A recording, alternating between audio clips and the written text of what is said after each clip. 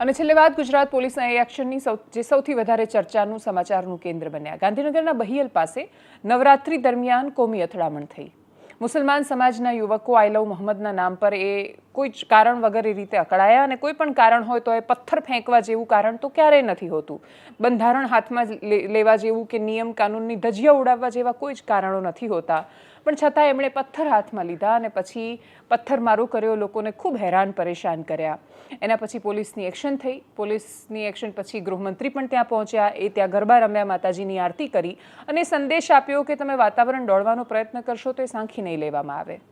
એના આટલા દિવસો પછી જેમ ગોધરામાં કર્યું એ રીતે જ ગાંધીનગરના બહિયલમાં અને રાજ્યના અલગ અલગ વિસ્તારોમાં ઘરો પર ને બાકીની પ્રોપર્ટી પર બુલડોઝર ફેરવવામાં આવ્યું. 186 જેટલી સંપત્તિ છે જેના પર બુલડોઝર ફેરવ્યું. ડીજીપી પણ જ્યારે ટ્વીટ કરી રહ્યા છે ત્યારે ખૂબ ગૌરવ સાથે કહી રહ્યા છે કે કાયદો કોઈને નહીં છોડે.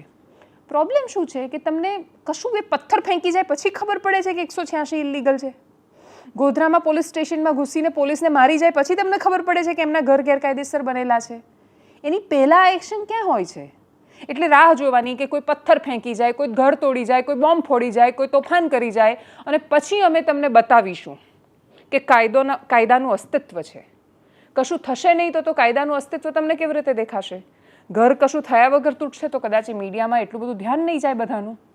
અને એટલે જો તમે દેખાડવા માટે કામ કરો છો તો તમે પ્રતીક્ષા કરો છો કે કશું મોટું થાય પછી ઘર બર તોડીશું. 186 જેટલા ગેરકાયદેસર દબાણો ઊભા કેવી રીતે થયા? કોની મદદથી મોટી ને મોટી વિશાળ ગેરકાયદેસર વસાહતો વસતી જ જાય છે અને પછી અચાનક એનું એક વિશાળ સામ્રાજ્ય બને ને પછી તમે એને તોડવા જાઓ છો. તમે જ્યારે એને તોડવા જાઓ છો ત્યારે તમારી પાસે એ જવાબ નથી હોતો કે દ્વારિકાથી માંડીને ચંડોળાથી માંડીને આ દરેક જગ્યાએ તમે 2008-9ની સેટેલાઇટ ઇમેજ જુઓ, 2025ની જુઓ. સરકાર પોતે શેર કરે છે સેટેલાઇટ ઇમેજ, જાણે બહુ જ મોટું તીર મારી દીધું હોય અને એવું કહે છે કે જુઓ 2008માં અહીંયા કશું જ નહોતું, 2025માં છે ને અમે સાફ કરી નાખ્યું. 8 થી 25 વચ્ચે કયા કાકાની સરકાર હતી? કયા પક્ષની સરકાર હતી? કોણ હતું શાસનમાં? કોણે ઘૂસવા દીધા? કોણે ઘર બનાવવા દીધા? કોણે સામ્રાજ્યો બનવા દીધા? કોણ 186 જેટલા ગેરકાયદેસર મકાનો બાંધકામો એક નાના ગામમાં બનવા દે છે? નાના ગામની જગ્યાઓ પર અતિશય આ રીતે એન્ક્રોચમેન્ટ કરતા માણસોને કોણ છાવરે છે? અને એ છાવરવામાં જેટલા પણ અધિકારીઓ જવાબદાર છે એની સામે સરકાર પગલાં લેશે કે નહીં? કે પછી રાહ જોવાની કે ના કોઈ પથ્થર ફેંકે પછી એના ઘર જઈને તોડીશું? ગાંધીનગરથી આવેલા દ્રશ્યો પર કરીએ નજર.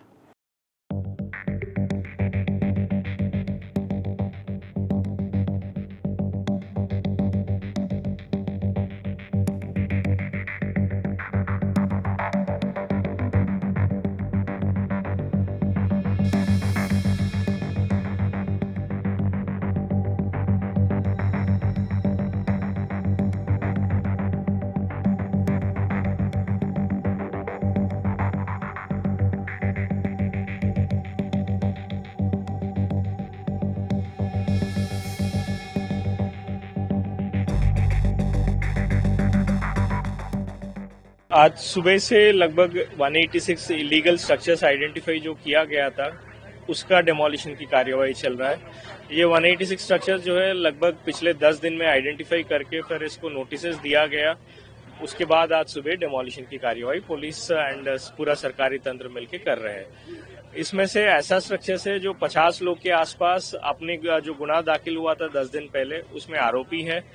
31 लोग ऐसा है जिसका कोई ना कोई रिश्तेदार या कोई बेटा इसमें गुनाह में शामिल है. ऐसा स्ट्रक्चर्स आइडेंटिफाई करके इसके खिलाफ कार्यवाही किया जा रहा है. पुलिस बंदोबस्त आज 1000 के आसपास अलग अलग डिपार्टमेंट्स के अधिकारी कर्मचारी बंदोबस्त में तैनात है और उसमें से 300 के ऊपर पुलिस अधिकारी कर्मचारी आज बंदोबस्त में है जो कार्यवाही करने में मददरूप हो रहा है. એનાલિસિસમાં અત્યારે બસ આટલું. જો આપ અમને યુટ્યુબ પર જોઈ રહ્યા છો તો સબસ્ક્રાઇબ કરો, ફેસબુક પર જોઈ રહ્યા છો તો ફોલો કરો, વિડીયોને શેર કરો. નમસ્કાર.